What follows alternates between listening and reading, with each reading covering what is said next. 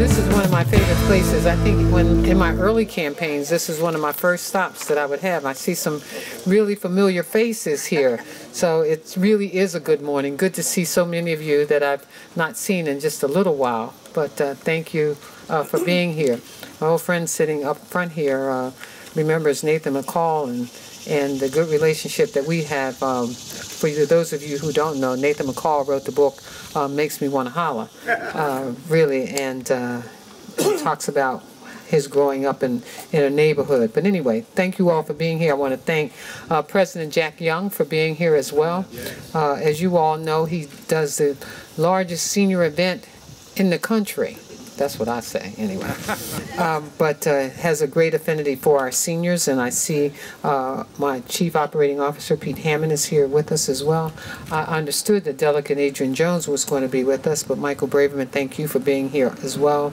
Ernst Valerie, our Managing Member of SAA EVI Developer, William Lambert and Glenn Smith. You know, this St. James Terrace apartment was really fully financed by a HUD 302 project, and it is subsidized apartments for our seniors. And you know, you're hard-pressed nowadays to just have senior buildings, and seniors like being among seniors because they get to share experiences. And I tell people, I don't care how old we are, we're all, even that little baby, seniors in training. We all pray that we get there one day, and that we respect one another in the process. I tell people among our seniors there's a lot of wisdom that gets shared if you just take some time just to listen and hear about some of the great things that have been done, could be done, and should be done. And so I want to thank all of those who have been a part of this. You know, this was a part of the St. James Church, which was founded in 1824. I can tell you, Mr. President, some of the best senior buildings are connected with churches in our communities. It was the first Episcopal congregation below the Mason-Dixon line, and it was founded for free slaves and enslaved blacks. After operating for almost 50 years, a little bit over 50 years, the building seemed to begin to fail, as many of you all know. But inside, we will witness now new elevators, new kitchens, new appliances, new flooring, boiler replacement, life and safety upgrades, handicap adaptability and access work.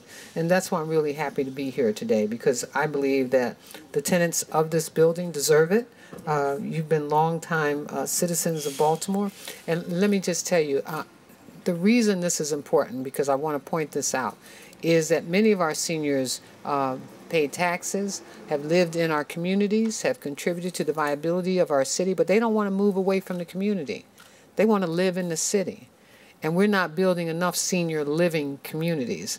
And this one is across the street and next to churches that they've been a part of for decades. And so they want to stay here. So I want you all to know that we're paying very close attention to that, because we want to make sure that we accommodate our seniors. The two fastest growing populations in this city, 18 to 34, 55 years of age and older. So our seniors are supporting our city.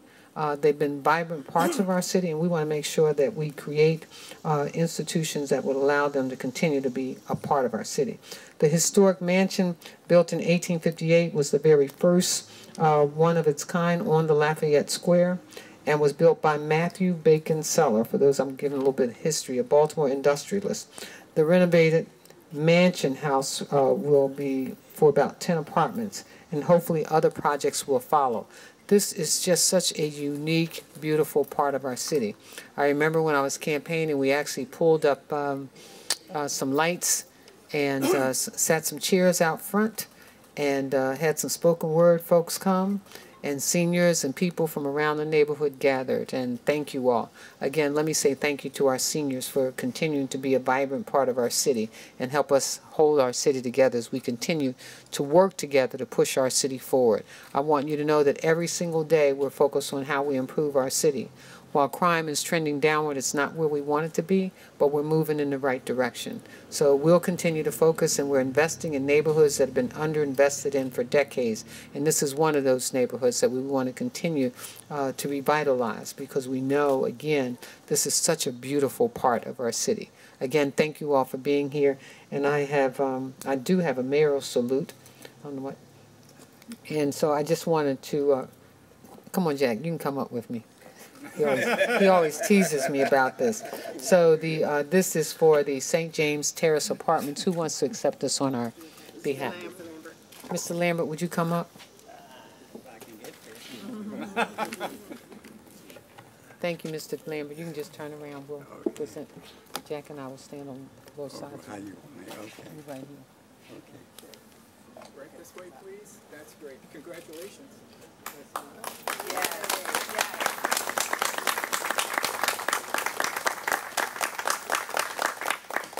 Thank you.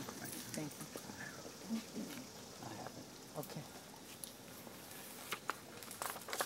So I also think I have the distinct pleasure of inviting to say a few words our president of our city council, someone who I consider to be a really great partner as we continue to work together.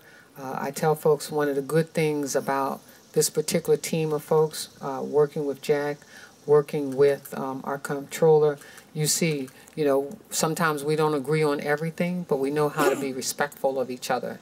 And it's nothing like having a partner that you respect and who respects you. So, ladies and gentlemen, please welcome to the mic our president of the City Council, President Bernard Jack Young. Thank you, Madam Mayor. Good morning to everyone. I can't put it no better than what the mayor has already stated. But I want to thank Ernst Valerie and his team. I want to thank all of you who weathered through the renovations that took place in this wonderful, wonderful building. And I just want to echo what the mayor has said already, that our seniors are the backbone of our city. You're the taxpayers in the city. We want to continue to make sure that there are things that are available for you, knowing that your Social Security checks are not rising as high as you would like to. But we're working hard with our federal legislators to do some things to help with the Medicare and all of that type of stuff that affect our citizens, where they have to choose between whether they're going to buy food or whether they're going to purchase their medicine. So know that you have advocates in City Hall with the mayor, myself, comptroller, and the City Council members to do all we can do to make your lives a little more enjoyable. But Madam Mayor, I had looked at that mansion over there, and I called Walter. I said, Walter, I want that mansion. But I just found out it's going to be 10 apartments that Ernst, Michael Braverman told me that Ernst already have gotten it. And they asked me, well, what would you do with it? I said I would name it the Young Compound. I live in it. But anyway, again, thank you for inviting me here. I won't be able to stay for the duration of this ceremony because I have a funeral at 11 o'clock. A friend of mine's sister passed away, and I'm on the program there. So again, thank you, Ernst and your team, and everybody that had a part in this, all your partners and everybody that had a hand in the renovation and the rededication of this great place where our seniors reside and called home. Thank you. Who am I bringing up? Ernst Valerie. Good morning, everyone.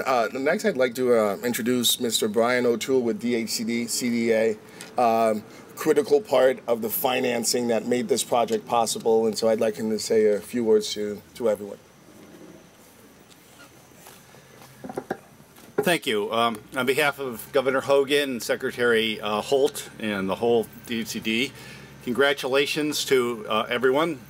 I'll pick up on Council President Young's theme of partnership. No one is able to do a project like this. This is a collaboration of development expertise, financing, construction, design, and residents. And the financing includes the public and private sectors. And it also is sort of a moment of partnership with the city of Baltimore. Baltimore is in the middle of a dramatic transformation of its capacity to produce projects like this. The state is delighted to partner with the mayor and the council president and the reforming Departments of Housing and Community Development and HABC.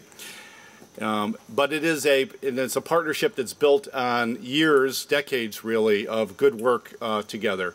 In this zip code, in the last 5 years, we've done 11 projects, about 1,900 units, doing about $404 million worth of project costs.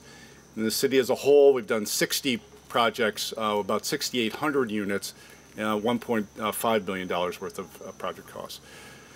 And it is, you know, we're not doing this overnight. This is a project by project, neighborhood by neighborhood endeavor. This is an important part of that.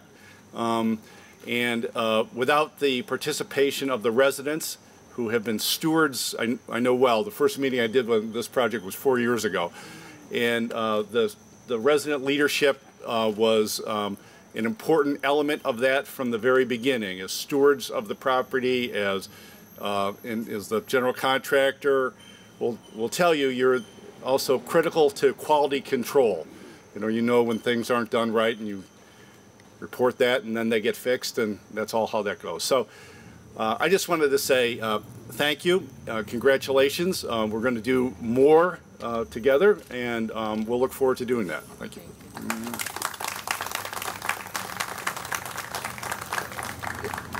Ultimately, this project wouldn't have been possible without the leadership of the board.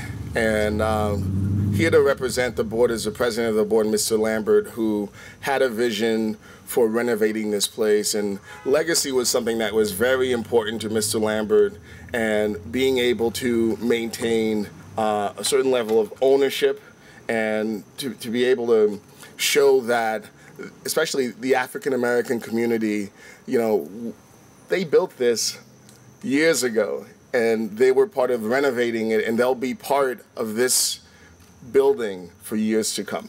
Thank you, Mr. Lambert.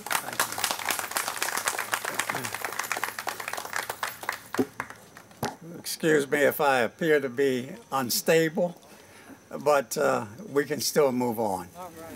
If you don't mind, I would like to take one moment of silence at this time, because the president of the resident council passed away last Sunday. So if we could just take a time to honor that and honor him, I would appreciate it.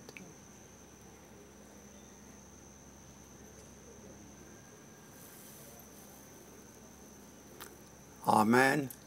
And may his soul and all of the departed souls rest in peace. You know, this is a very historic moment for us as the board. And I need to go back a little bit of history, if you don't mind. We need to go back to almost the beginning of the whole process. It started with Bishop Cedric D. Mills had an idea.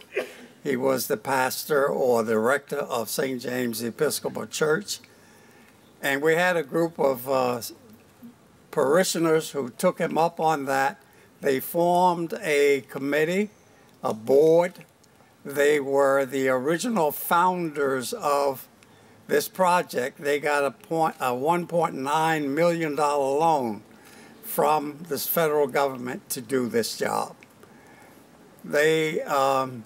We have, as you go into the building, if you go into the building, you will see the original founders' pictures or photographs on the wall. To the left of that wall, you will see the architect of the St. James Terrace apartment building. And I recommend that you take a good look at that, please. We have in the audience now, we have descendants of the original, two descendants of the original board members or the founders, and one is Mr. Charles Cephas, who is the son of one of the founders, and Mr. DeWitt Howard, who is we have three really, who is one of the children of the only woman who was on the board, and that was Mrs. Howard. And we have on our board, the secretary of the board is another person who is a descendant of the original, and he was very instrumental in this whole process, and that's Miss Elise Jude Mason, right here. So, and I would like to ask all of the board members to just raise your hands. You don't have to stand. Raise your hand. Because it's very important that we recognize what folk do in order to achieve a particular goal. It's because of this board that this renovation took place. And the renovation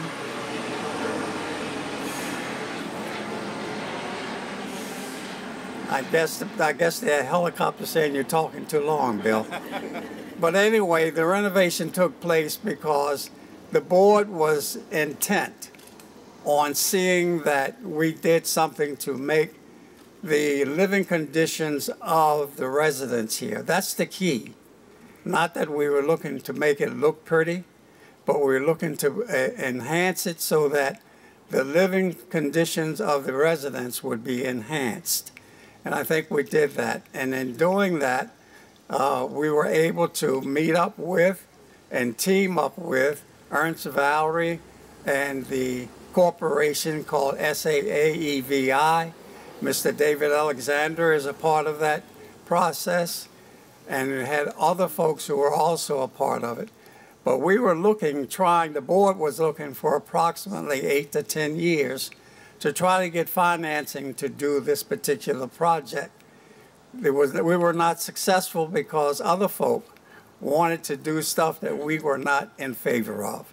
But when we had a chance to talk with Ernst and David, we were able to say that these are the folks that we want to work with. It has been a fruitful and determining factor in getting where we are. The other thing that I need to point out is renovation is not going to take place without the construction company. And I would recommend the construction company who did this job to anyone who would be thinking about doing renovation or any of that kind of work. And that was the Hamill Construction Company. And Mr. John Hamill is there with his team. I think I see Tim, who's part of the team, and John, who's part of the team. And they were very instrumental in this whole process. We are we the board, are extremely happy that this has taken place. We are extremely blessed that we were able to achieve this. In addition to that, to just emphasize our connection, you need to know that the board and SAAEVI are in partnership with getting the Sellers Mansion renovated. They're not alone. They have a partner. They have us. So, and we have been able to get some funding or bond money from the state in order to do it, along with what the board is deciding to put forth to accomplish what we need to accomplish. I think I've talked enough, so I will then shut up, if you don't mind. One of the pastors we have, or one of the directors we have says, and that's Bishop Michael Carey, who said at one time that if I begin to talk too much, say amen and I'll shut up. So I kind of hear you saying amen. And the other thing, I would like to quote one of the residents here who says, one of his favorite saying is, and this is what we're saying when it comes to Seller Mansions, I ain't playing. Right?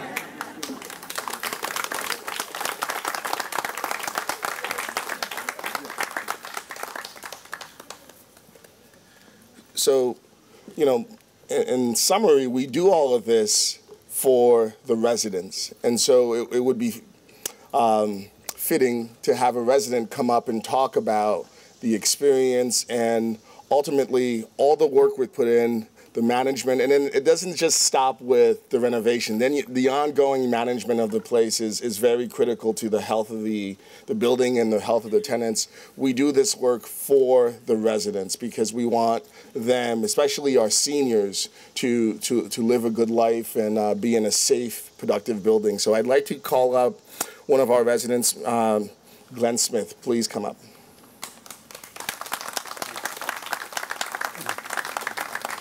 Good morning, everybody. Good morning. I'm both humbled to be asked to speak on the behalf of the residents and welcome everybody here. This has been a long process. Mr. Lambert said 10 years. And there were people who said, I'll believe it when I see it. You see it. First of all, in order to do a renovation, you have to have a strong foundation. and this has been a strong foundation. The residents here, a longtime residents, some over 18 years. We've had a management company that's been here for a long time, and they kept the standards high. Even when there were some challenges with the building, they were addressed and rectified in a timely manner. I also wanted to thank the board for your tenacity and your diligence in getting this project done. And this is not a small project, it's monumental what's been done here. Also, it wouldn't have gone as smoothly without construction services and the Allen & Son Moving Company, who took great care in relocating us to other apartments and then back again, and wanted to make sure that everything was all right and we were happy with our accommodations. And then also there's the construction company, the rat-a-tat-tat and the bang-bang-bang for those who stayed here through renovations. But they didn't just come in and slap paint on the walls and leave it at that.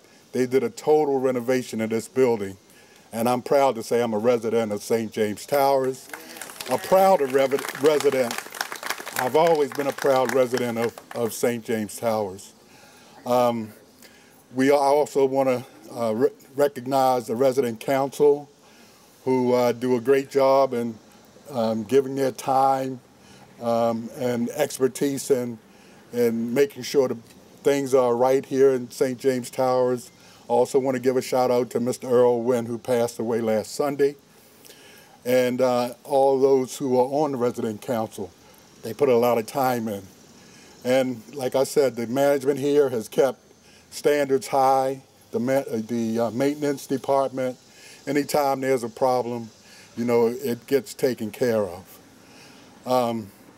And also want to thank the residents, the long-term residents who've been here. When I first came here, even though there were challenges, there was a strong foundation of home and place.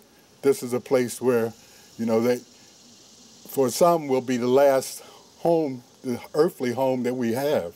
So we really want to make sure that, all the things that they need are taken care of. The health department is here, who brought in a healthy foods project from the health department, who really assists the residents here eating healthy. And I haven't been in a supermarket in 2 years because of that, and they give great food.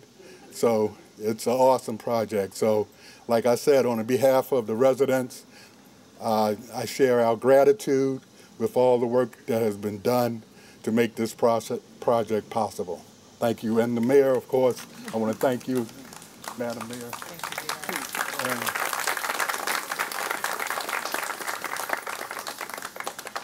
From the Baltimore City Comptroller's Office, I'd like to bring up Mr. Walter Horton to say a few words. Good morning. Thank you. Joan Pratt could not make it here today. She's attending the funeral services of Miss Conway, so she asked me to speak briefly on her behalf. Ribbon cuttings never, ever get old doing. However, there's always challenges to get to this point. We recognize the fact that construction, rehabilitation, and providing affordable senior housing is important, but it's time-consuming. And Joan wanted to thank everyone for their challenges and being able to step up to the plate and meet those challenges. One of the things she really wanted me to emphasize is that the collective activities for this reaching this goal for reasonable senior housing is very critical to her, because we all are becoming seniors ourselves. Probably could apply for an application myself. I think I'm about that age. However, she want to recognize that St. James is taking on the challenge and is moving in the right direction. They're taking Baltimore to the next steps, and she applauds the efforts made by the entire development team for this project and wishes it much success. With that, I'm going to take a little pause and say amen.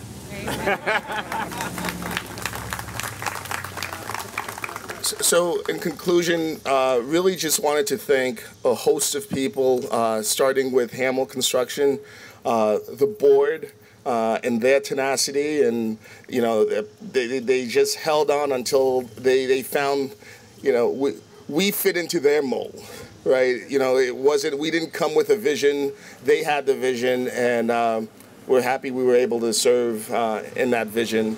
I want to thank CapREIT, our management company. The ongoing is the most important thing. You can renovate something, but how do you maintain it for years to come? The residents for your patience, and this was an 18-month plus process, and they held on, and we got it done with their support. And on our team, Alexander Cerna, he was our project manager. Thank you so much, Sasha, for all your work. My right and left hand is Chrissy Steptoe, and everything that she does behind the scene to make everything happen. And of course, Dana, who I'm also married to, she helped with helping make this a beautiful place. I'd also like to thank just this city.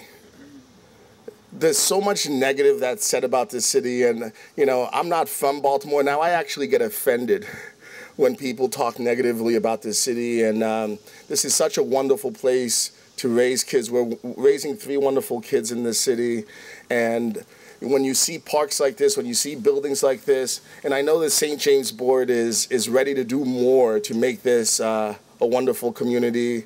They're committed. They have resources, and we're prepared to make Baltimore City a wonderful place every single day, like the mayor says. And it's so wonderful that we have this kind of leadership that thinks about the city every day. What do we do to make it a wonderful place to live?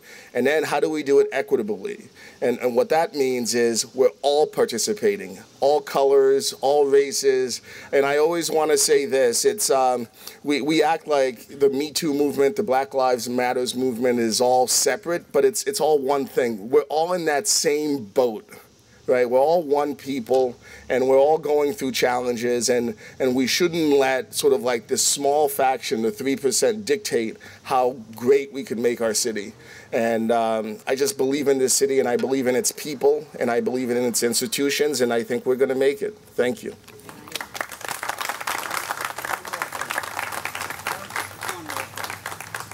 Just want to make sure we thank Michael Braverman too. Thank you. No, in my long talk, I forgot to introduce the management team here at St. James Terrace Apartment, and I think it would be inappropriate for us to let it go without mentioning that. We have a young lady who's been here for 26 years as the manager, and that's Miss Frances Hawkins Tillery, and her co-partner or co-manager is Miss Carla Singleton, and the ones who really makes the residents happy, because when they call to complain, he's the one that has to respond. And he's been here 32 years, and that's Mr. Mark Weems.